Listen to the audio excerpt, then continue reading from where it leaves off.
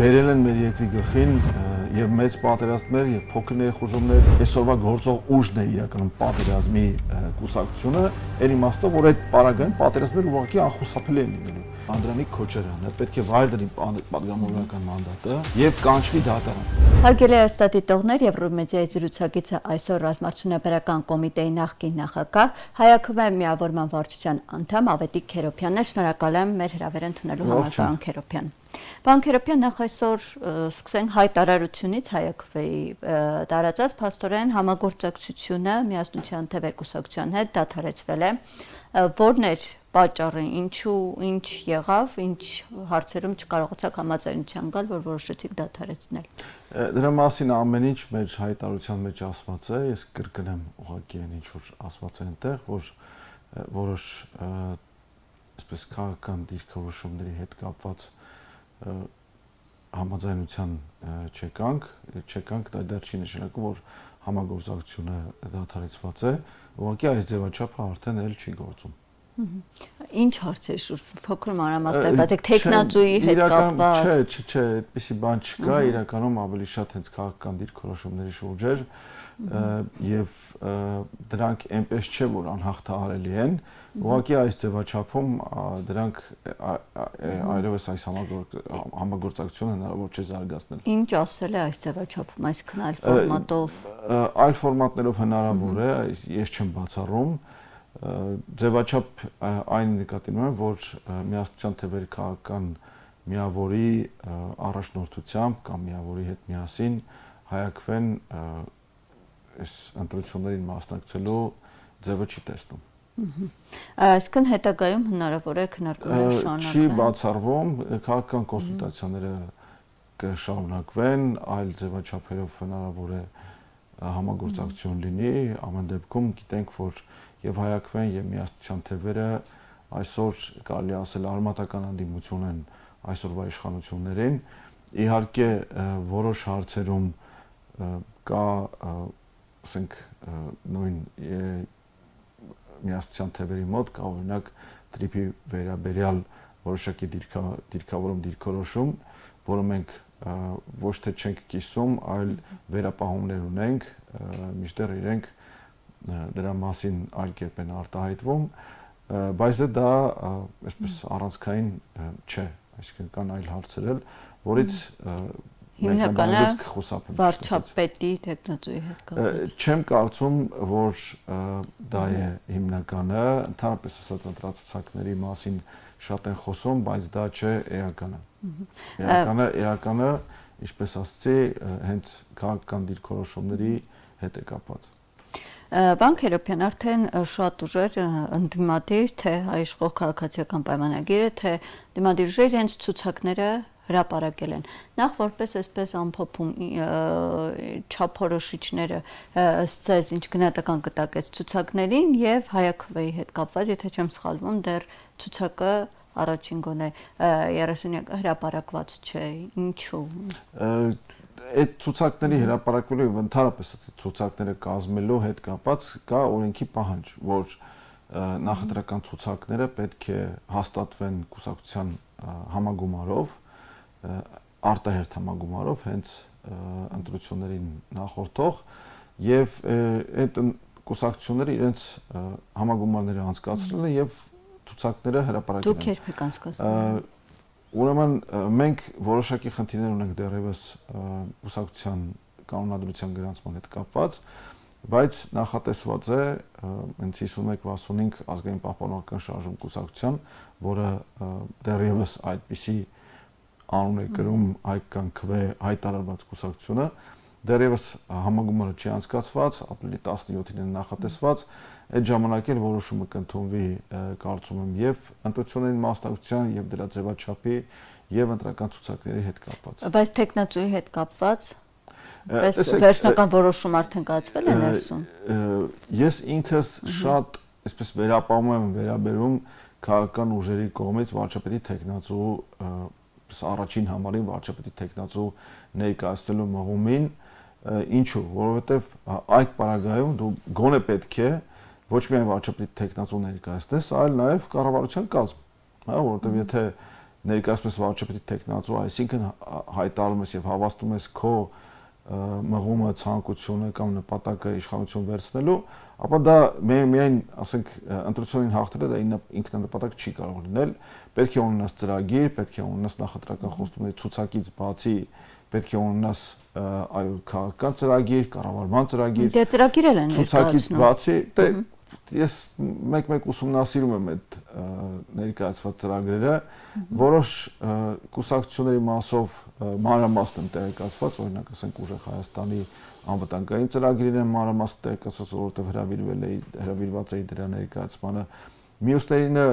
էլի ուսումնասիրել եմ, բայց պետք է ասեմ, որ օրինակ նույն անվտանգության մասով Հայաքվեի ծրագիրը շատ ավելի համապարփակ է, որովհետև հիմնված է եւ մենք մշակել ենք դա հիմնված է ազգային անվտանգության ռազմավարության հայեցակարգի վրա, որում մենք վերլուծել ենք աշխարհակաղակական, գլոբալ, տարածաշրջանային, ներքին եւ արտաքին բոլոր սպառնալիքները, ձևակերպել ենք ազգային շահերը, իհարկե դա մի քիչ թող մեծամիտ չի, բայց գոնե դրանք պետք է ձևակերպես, որպեսզի դրանցից արդեն բխեն քո ռազմավարական նպատակները եւ փորձ են կարել ավելի համապարփակ մոտեցում ձևակերպել հենց անվտանգությանը։ Պարոն Քերփյան, ինչու այս հարցը տվեցի ցուցակի ու տեխնացու հետ կապված, որովհետև այսպես Հայաստանում այդպես է, չէ, հանրությունը նախ պետք է իմանա ում է կոնկրետ անձի հետ կապված, ովքեր են լինելու իր նախընտրած կուսակցության ցուցակում, ով է իրենց տեխնացուն, այն նոր կողմնորոշվեն ըստ այդմ գնան ու իրենց քվենտան, իսկ երբ որ այսպես հապաղում են, ուշացնում են, արդեն հանրությունն էլ կարծես այդպես իրենք էլ իրենց մոտ ինչ-որ կասկածներ են առաջանում, մտածում են անգամ իրենց կուսակցության ներսում չեն կարողանում կողմնորոշվել։ Դե շատ սոցիոլոգիական հետազոտողներ եւ հետազոտություններ փորձում են այնպես ներկայացնել, որ Հայաստանի հանրությունը միատարր է եւ միաձև է, նույն կերպ մտածում, ընդհանրապես եւ ընտրություններին միատիպ մոտեցում ունի։ Կա ընտրողների ավելի շուտ ազգի մի մեծ հատված, որոնք ընտրելու իրավունք ունեն, ես չեմ ուզում բոլորին որպես ընտրող ձևակերպել, կա մի մեծ հատված, որը իրապես հետաքրքրված է հայրենիքի ապագայով եւ ոչ թե ուզում է այսպես ուժեղ առաջնորդ, այլ ուզում է ուժեղ քաղաքական թիմ, ուժեղ կառավարչական թիմ տեսնել կառավարությունում կամ իշխող ուժի կազմում կամ ընդհանրապես եւ ազգային ժողովում է ուզում տեսնել բանիմաց հայրենիքի ճակատագրով հետաքրքրված եւ հայրենիքին ծառայելու նվիրված մարդկանց է ուզում տեսնել եւ այդ մարդկանց թիվը փոքր չէ։ Եթե կան եւ ընդհանրապես ավանդաբար ընտրողների մի մասը ցանկացել է տեսնել այսպես կոչված ուժեղ առաջնորդ եւ նշանակություն չի տվել, օրինակ թե ով է ցուցակում 15-րդ համարը եւ երբեք չի եղել հանրային պահանջ ընտրացուցակից բացի, օրինակ ստվերային կառավարության կազմ ներկայացնելու եւ մեր մոտ չկա նույնիսկ այդպիսի ավանդույթ, նույնիսկ ազգային ժողովում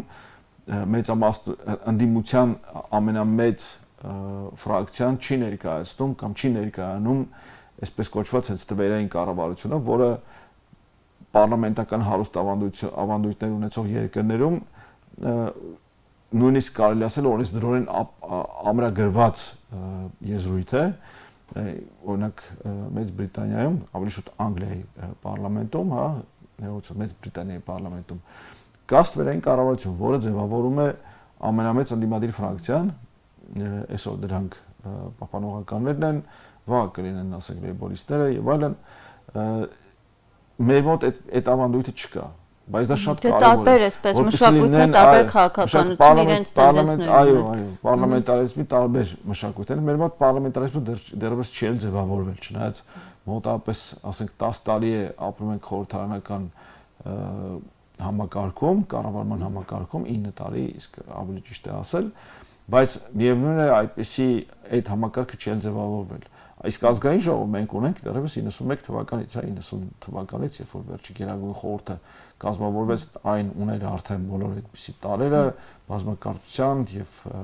ֆրակցիաների։ Դե հանրությունն է ձևավորում խորհրդարան, ինքն է այսպես իր քվեն տալիս ու որոշում թե ում ձայնը որոշիչ լինի։ Այո, բայց կրկնեմ, հանրությունը միատիպ չէ եւ միատար չէ, կան տարբեր պատկերացումներ, թե քաղաքական ուժերը ինչպես պետք է ներկայանան եւ օրինակ երկու օրինակ բերեմ, հա,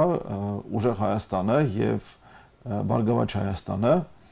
իրենց ցուցակներ, օրինակ Բարգավաճ Հայաստանի դեպքում ցուցակի առաջին համարգակ Ծառուկյանը վարչապետի տեխնացուն չէ, իսկ Ուժեղ Հայաստանը, որը որ ներկայանում է որպես առաջնորդ Սամվել Կարապետյանը այնտեղ ներկայացված, նա նույնիսկ ընտրացուցակում էլ չէ եւ գործող սահմանադրությամբ չի էլ կարող զբաղեցնել վարչապետի պաշտոնը։ Քաղաքացիության հետ կապված։ Քաղաքացիության հետ կապված իհարկե կան շատ այլ հարցեր քաղաքացիության հետ կապված։ Օրինակ վերջին նախագահ, շուտ նախավերջին նախագահ Արմեն Սարգսյանը, ինչպես պարզվեց, ապօրինի է նշանակված եղել այդ պաշտոնին, ունեցել է այլ երկրի քաղաքացիություն, բայց այսօրվա խորհրդարանում որևէ մեկը այդ հարցը չի բարձրացնում։ Եվ գիտեք ինչու՞, որովհետև այս խորհրդարանի ընտրությունները նշանակված են եղել Արմեն Սարգսյանի հրամանագրով։ Եվ եթե պարզվի կամ եթե բարձրացվի հարցը եւ քննվի Արմեն Սարգսյանի նախագահի պաշտոնը ապօրինաբար զբաղեցնելու ոչ միայն խորհրդարանը, այլ նաեւ կառավարության բոլոր որոշումները, կայացած բոլոր որոշումները եւ այլն, եւ սա ձնագնդի էֆեկտ կունենա, իհարկե շատ մեծ, բայց պետք է ցավով նշեմ, որ այս հարցերը շատ քիչ մարդիկ են բարձրացնում։ Սրա մասին օրինակ շատ ակտիվ խոսում է իմ գյումրեցի ընկեր Արթուր Համբարձումյան, որը շատ մանրամասն վերլուծում է եւ ես ինքս էլ համակարծիք եմ նրա հետ, որ այս հարցերը առանցքային հարցեր են, պետականության լեգիտիմության հարցեր են, որոնք չգիտես ինչու մղվել են հետին պլան եւ քաղաքական այսօր գլխավոր գործող ուժերը չգիտես ինչու հաշտ են դրա հետ։ Մինչդեռ դա այդպես չպետք է լինի։ Բանկ երբեմն այսօր ընտրությունների այսպիսի օրակարգով են գնում ու դա իշխող ուժն է ձևավորել պատերազմի եւ ոչ պատերազմի կուսակցություններ, ինչպես ընդդիմադիր մի շարք ժա այդվում նաեւ ձեր քաղաքական ուժը համարվում է պատերազմի ուժ, ինչպես ձևակերպում է իրենք են տվել։ Ու ավելին ասում են, եթե մենք չընտրվենք, ապա սեպտեմբերին մեծ պատերազմ է լինելու։ Ինչի մասին են խոսում ու այս տեղեկությունը որտեղից իրենք, որ Ադրբեջանը հարձակվելու է Հայաստանի վրա, այսպես ասած։ Ցինիզմը գիտեք ինչու է կայանում, որ իրենք են պատերազմի կուսակցությունը եւ վերջի 8 տարում, որ իշխանության են, բերել են մեր երկրի գլխին եւ մեծ պատերազմներ եւ փոքր ներխուժումներ, Հայաստանի Հանրապետության տարածքը փոքրացել է իրենց կառավարման օրոք, կորցրել են Արցախը, ունեցել են տարածքային եւ մարդկային մեծ կորուստներ եւ այսօր ուղղակի ցինիկ ամենացինիկ կերպով ծաղրում են ժողովրդին ներկայանալով որպես խաղաղության, այսպես կոչված խաղաղության կուսակցություն։ Դե ասում են մենք կարողացել ենք հասնել օգոստոսի 8-ի փաստաթղթին, որը խաղաղության հիմնական երաշխիքն է, ու եթե մենք չվերընտրվենք հանկարծ, այդ փաստաթուղթների չի լինելու։ Ուրեմն լրիվ հակառակն է իրականում վիճակը, որովհետև օգոստոսի 8-ին նախաստորագրված խաղաղության պայմանագիր կոչվածը ինքը ամրագրում է Հայաստանի անիրավահավասարությունը միջազգային հարաբերություններում։ Տեսեք, եթե կա դրույթ, այդ հոդվածքը այդ պայմանագրում ներկայացված, որ Հայաստանը եւ Ադրբեջանը հետ են կանչում միջազգային դատարաններում միմյանց նկատմամբ ներկայացված հայցերը, մինչդեռ մենք պետք է հակառակ անենք, մենք պետք է ապահովենք, որպեսզի միջազգային դատարանները, լինի դա ՄԱԿ-ի արդարադատության միջազգային դատարանը կամ մարդու իրավունքների կամ միջազգային քրեական դատարանները, իրենք ունենան պարտադիր ուժ Հայաստան-Ադրբեջան հարաբերությունում, որովհետև այլ պարագայում Ադրբեջանը խոսում է բացառապես ուժի դիրքերից եւ թելադրանք է կիրառում Հայաստանի հետ հարաբերություններում, մինչդեռ մեզ պետք է լրիվ հակառակ անել։ Պետք է ոչ միայն չհրաժարվել միջազգային դատարաններում հայցերից, այլ պնդել եւ հասնել նրան, որ այդ դատարանները լինեն Հայաստանի եւ Ադրբեջանի միջև հարաբերություններում դատավոր, որովհետեւ այլ պարագայում դատավոր չկա, կա ուժ որպես միջոց, պարտադրանքի միջոց եւ իրականում հենց այդ պատճառով, որ ես պնդում եմ, որ այսօրվա գործող ուժն է իրականում պատերազմի կուսակցությունը, այն իմաստով, որ այդ պարագայում պատերազմները ուղղակի անխուսափելի են լինելու։ Եթե դու հրաժարվում ես իրավահավասարության սկզբունքից, դառնում ես թույլ, իսկ թույլին կամ թելադրում են, կամ պարտադրում, կամ եթե փորձ արվի ինչ-որ այսպես շահերը պաշտպանել, այդ պարագայում պատերազմով են գալու մեր վրա եւ ուժով են խլելու այն, ինչ որ չհամաձայնենք տալ առանց պատերազմի։ Այդ պատճառով, որ ես պնդում եմ, որ իրենք են պատերազմի կուսակցությունը, իսկ ուժերի հավասարակշռությունը վերականգնել ցանկացող, անվտանգությունը որպես խաղաղության երաշխիք բերող ոչ թե հակառակը, որտեղ հակառակը չի լինում։ Խաղաղությունը չի կարող լինել երաշխիք, խաղաղությունը վիճակ է։ Այդ վիճակը պետք է ունենա երաշխավոր, իսկ դրա երաշխավորը պետք է լինի անվտանգությունը, ապահոված իրական ուժով եւ ուժերի հավասարակշռություն։ հավասարակշռություն։ Դե ժողովի նախագահներ ասում են մեր անվտանգության երաշխավորը Ադրբեջանն է ու մենք էլ իրենցը։ Դա բացարձակ սուտ է։ Դա ուղղակի ցինիկ ծաղր է մեր երեսին, այն իմաստով, որ դա ենթադրում է, որ մենք զրկվել ենք կամ հրաժարվել ենք վերլուծելու կարողությունից եւ ունակությունից եւ ցանկությունից եւ այդպիսի այսպես աբսուրդային հայտարարությունով փորձ անելով ներկայացնել ստեղծված իրավիճակը որպես խաղաղություն, դա ուղղակի ցինիզմ է։ Պարոն Քերոբյան, վերջերս բանակի վերաբերյալ են տարբեր այսպես հայտարարություններ հնչում, ընդ որում հենց իշխող խմբակցության ներսում այսպես մեկը մի բան հայտարարում է, այսպես հետո հակադարձում են, խոսքը Հայկ Սարգսյանի այսպես նրանց նախ բանակի տիրող վիճակի մասին որոշակի հայտարարություններ արեց, երկրորդն էլ որ զորակոչի թիվը 18 թվականի համեմատ ասում է 3 անգամ նվազել է, թեև հետո ՊՆ-ն հերքեց, ասեց ընդհակառակը ավելացել ու այսպես անդադ հակադարձում են իրար, ինչ որ հայտարարություններ են անում, սրա վերաբերյալ ինչ կասեք ու Նիկոլ Փաշինյանն էլ արձագանքելով Հայկ Սարգսյանին, այսպես ասած, ասում է բանակը երբեք թե սպառազինության, թե սկսեց սննդով, սկսվում է հայտարարությունը սնունդով։ Սնունդով, սպառազինության ու բարեհոգեբանական վիճակով երբեք այսքան լավ վիճակում չի եղել, ինչքան այսօր է։ Դե սովորաբար ասում են, որ ճշմարտությունը ինչ որտեղ մեջտեղում է, բայց ես կասեմ, որ ճշմարտությունը լրիվ ուրիշ տեղում է։ Ոչ Հայկ Սարգսյանն է ճշմարտությանը ճշտին տիրապետում եւ ճիշտը արտահայտում, ոչ էլ հակառակ կողմը։ Իմիջայլոց, ասենք, պաշտպանության նախարարությունը, նախարարը եւ նախարարի մամլոխոսնակը վերջին մի երկու ամսում այնպիսի ստահոդ արտահայտություններով, ստահոդ ելույթներով են հանդես եկել, որ ուղղակի անպատկերացնելի է մեր պետական կառույցում, որը կանգնած է եւ սահմանադրական պարտականությունի, պարտավորությունի ապահովել երկրի տարածքային ամբողջականությունը, սահմանների անձնամխելիությունը եւ բնակչության անվտանգությունը, անպատկերացնելի, որ այնտեղ այդպիսի վիճակ է տիրում։ Ուրեմն ելի կրկնեմ, վարչապետի պաշտոնը զբաղեցնող անձը իր հայտարարության մեջ սնունդը դրեց առաջի տեղում եւ դա հատուկ դիտավորյալ ձևակերպումներ են, որովհետեւ իրենք սնունդը ընդհանրապես դնում են առաջի տեղում, փորը լցրու եւ եղիր ուրախ եւ վերջանիկ, սա իրենց կառավարման սկզբունքն է, որը բնականաբար չի բխում մեր պատկերացումներից, բայց եթե խոսքը գնում է սպառազինության կամ բարոյահոգեբանական վիճակի մասին, կարգապահությունը սարսափելի անկում է ապրել բանակում։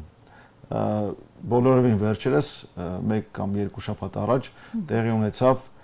վարժական հավաքների մասնակիցների միջև դանակահարության դեպք եւ երբ 3 հոգի դանակահարված ընկան հիվանդանոց։ 1 տարի առաջ կամ 2 տարի առաջ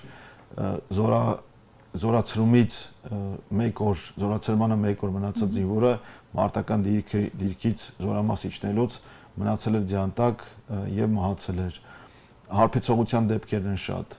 եւ դե իրենք ասում են նախկինում էլ են եղել, նախկինում նման դեպքեր չեն եղել։ Իսկ նախկինում ինչքան բան է եղել, ինչքան պետք է համեմատել նախկինի հետ։ Եթե ասում են, որ բարոյահոգեբանական վիճակը երբեք այսքան բարձր չի եղել, ես միշտ հիշեցնում եմ գլխավոր շտաբի այն արտահայտությունը, հայտարարությունը ավելի շուտ, որ բանակի արչև ռազմակալված տարածքները վերադարձնելու խնդիր դրված չէ։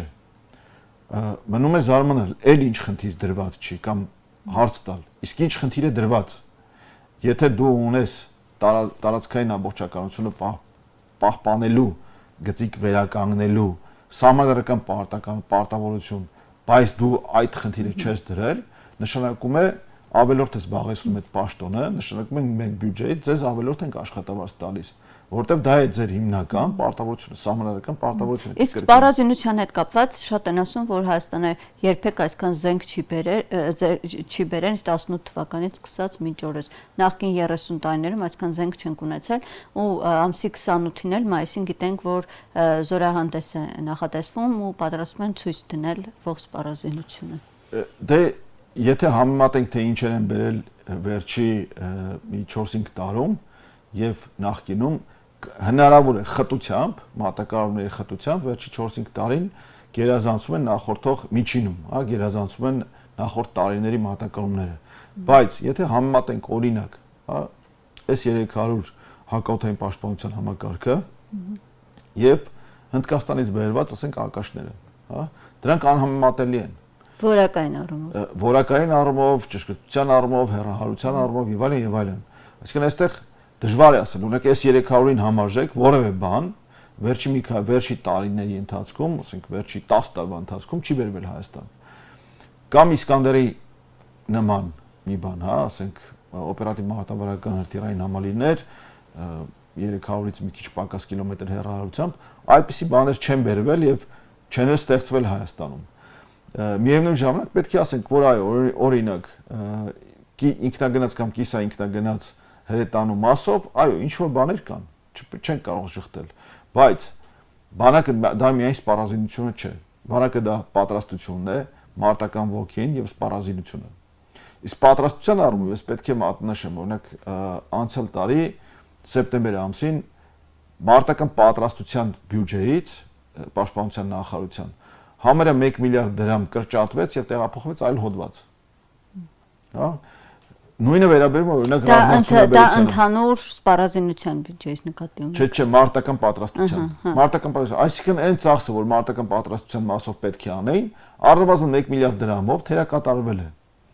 Իսկ դա նշանակում է ավելի քիչ պատրաստված անձնակազմ, ավելի քիչ ծախսված ուսումնական կամ զինամթերք, հա, մարտական պատրաստության համար նախատեսված, ավելի քիչ ներդաշնակված ստորաբաժանումներ, իսկ մենք գիտենք, որ օրինակ վերջի մի քանի տարիների ընթացքում Հայաստանի զինված ուժերը այսպես մեծ զորավարժությունների չեն մասնակցում եւ չեն անցկացնում եւ չեն էլ մասնակցում։ Իսկ այն ինչ որ անցկացնում են կամ ցույց են տալիս, որ անցկացնում են, դա ուղղակի այսպես ողբերգական հիմնականում Միացյալ Նահանգների հետ են այդպես զորավարժություններ համատեղ անցկացնում։ Շատ փոքր կազմով, շատ փոքր քանակի անձնակազմ ներգրավելով եւ սահմանափակ սցենարով, սահմանափակ գործողությունի սահմանափակ պլանով։ Պարոն Քերոփյան, հենց ծրագրով էլ, հա, երբ որ ազգային ժողովում կառավարության ծրագիրը ներկայացնում են, հենց իրենք էլ այսպես հաստատաբար Նիկոլ Փաշինյանն էլ հենց ասաց, որ բանակին հատկացվող, սպառազինության հատկացվող բյուջեն այս տարի կրճատվելու է, ով որպես հիմնավորում բերում են, որ մենք գնում ենք խաղաղության պատերազմի չենք պատրաստվում, դրա համար մեզ պետք չէ հավելյալ այսպես բյուջե հատկացնել սպառազինությանը։ Տեսեք, կա մեկ իմպերատիվ հրամայական, դա զինված ուժերի կարիքների ամբողջական բավարարումն է։ Եվ դա նշանակում է ոչ միայն, որ պահեստները պետք է լիքը լցված լինեն, այլ պետք է սահմանված լինի ռազմական դոկտրինը, պետք է սահմանված լինի բանակ զինված ուժերի սպառողության ռազմական տեխնիկայի ծրագիրը, պետք է մասնավորապես մանավանդ Հայաստանի պարագայում պետք է կառուցվի համապարփակ պաշտպանության եւ անվտանգության համակարգ, որոնց պետական բոլոր մարմինները, համայնքային տեղական կառավարման մարմինները, համայնքները լինեն դրանք տեղական թե մասնագիտական, ողջ հասարակությունը, ողջ բնակչությունը պետք է պատրաստված լինի։ Պետք է պատրաստված լինի եւ պաշտպանության, պետք է պատրաստված լինի եւ տևական ռազմական գործողությունների, պետք է պատրաստված լինի արտակարգ իրավիճակների եւ ճգնաժամային իրավիճակների արձագանքման, իսկ այդպիսի ոչ մի բան չի արվում։ Եվ կա փոքր երկրների համար ընդհանրապես այդ մշակված տեսությունը եւ դրա այսպես հետևանքներից կամ հետևություններից մեկը հետեւյալն է, որ շատով կռվելը ավելի էժան է, քան քչով կռվելը։ Քչով կռվելու դեպքում մենք անպայման ունենք մենք տարածքային կորուստներ, որովհետեւ չունենք ռազմավարական խորհրդություն, այլևս չունենք ռազմավարական խորհրդություն Արցախի եւ մեր այսպես ռազմավարական վահանի, հա, այդ տեսքով արևելքից այդ ամեն ինչի կորստից հետո մեր տարածքների սահմանների միջև հեռավորությունը արևելյան եւ արևմտյան տեղեր կան, որ ընդամենը 25-26 կիլոմետր է։ Այստեղ խոսել ընդհանրապես միայն բանակով կռվելու մասին կամ միայն բանակով պաշտպանվելու մասին, դա հանցագործություն է։ Դա հանցավոր դիտավորություն է։ Եվ մենք պետք է հակառակ անենք, պետք է ստեղծենք տեղական եւ տարածքային պաշտպանության ուժերի իրական գործող համակարգ, որոնք կլինեն կայուն կազմով ստորաբաժանումներ, որտեղ կլինեն զորքը եւ աչից եւ ձախից հարևանները ներդաշնակված, որտեղ կլինի ժամանակից ռազմական դոկտրիներով պատրաստված անձնակազմ, օրինակ շատ է խոսում նրա մասին եւ համարյա այսօր բոլոր բանակներում հրաձգային ստորաբաժանումներում ես մասնավոր օրինակ եմ բերում, հա, ստորաբաժանման բոլոր ողջ անձնակազմը գիտի կրակել, շատ պարզ բան եմ ասում, ստորաբաժանման կազմ գտնվող բոլոր տեսակի հրաձգային զենքերից։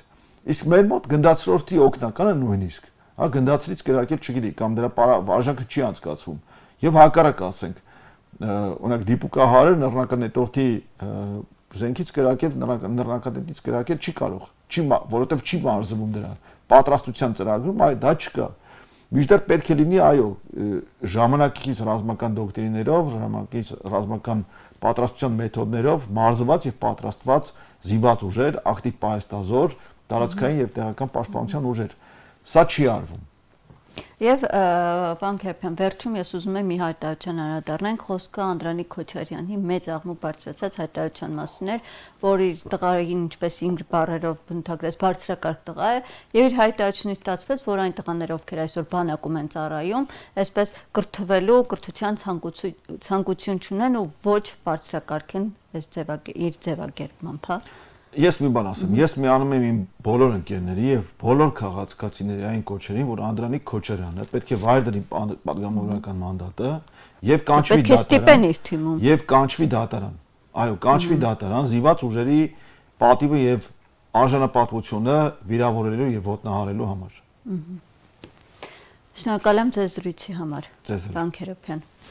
Հարգելի հեռուստադիտողներ, հիշեցնեմ, որ Եվրոմեդիայի տաղավարում զրուցում ենք Հայաքվե միավորման վարչության անդամ Ավետիք Քերոբյանի հետ։ Շնորհակալ եմ զրույցին հետևելու համար, կհանդիպենք։